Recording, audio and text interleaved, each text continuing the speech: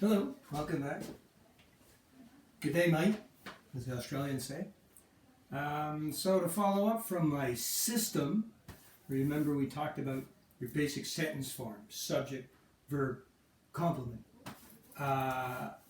In real life, we don't all live in one time, right? There's the past, like yesterday, present, today, or other things, which we'll talk about a little later, or in the future. So today I'm going to use the timeline, the line of time, in that perspective, past, present, and future. Now, many people like to talk about verb tenses as being past, present, and future, but I think tense applies more to certain situations. So I'm going to present them in three other forms, that is, in the simple verb tenses, the progressive or continuous verb forms, and finally in the perfect forms. Okay, so we'll take a little bit of a different approach there. You could probably find this online. I posted it on the portal, and it basically gives a really good sum up of verb tenses on the timeline. It's from the Betty Azar series on grammar. And I think it's one of the best summaries I've ever seen. Looking at it there, it looks pretty simple, at the same time perhaps complicated. So I'm going to break it down. Today, I'm going to start with the tenses, the simple tenses. And when you talk about simple, there's simple past, there's simple present, and there's simple future. Today we'll just focus on the simple present, okay? Now, simple present, if you check out this graph that I've shared with you, they've done an interesting thing. Okay, simple present,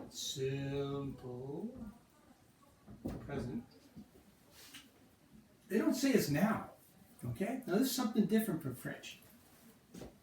On the graph, you'll see something that's going like this. So it's not just now, it's sort of something that's covering pretty well everything. So in other words, what do we use the simple present for? We use it for facts. Things that don't change. Okay? The sky is blue. Bears walk in the woods. Teachers teach in the class. These are facts. These are things that don't change. Another thing that we do with the simple present is what I would call habits. Habit is something you repeat all the time. Think of the things that you do every day. What do you do every day? Yeah, you brush your teeth. Yeah, after that, 3 times a day. What do you do 3 times a day?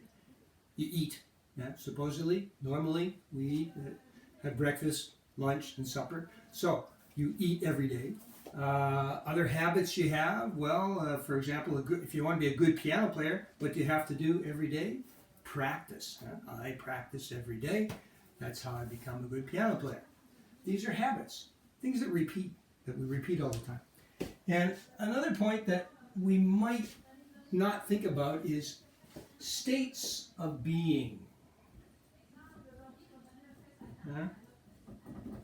An état, state of being. Okay. For example, I feel good, right? A feeling is a state. You can't actually see it happening. It's in your brain. It's what you feel.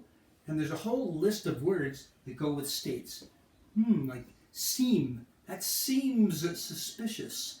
If something seems like something, it's not an action. It's not something you can see. It's a state. It's a state of being. We'll get more into that later. Now, what are the key words? Well, of course, if something is a fact, then you could say something like, well, in general. Okay? In general, when the sky is gray, it's going to rain. When the sky is gray, it rains. Okay? So it's something in general. It's a fact.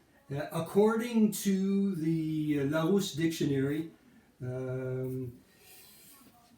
être means to be in English. Okay? So that's just a fact. habits. Of course, with habits, you have expressions like every day I'll get the blues. Every weekend we go skiing. Every morning the bell rings at 8:40. Okay, these are things that are habits. They happen every day.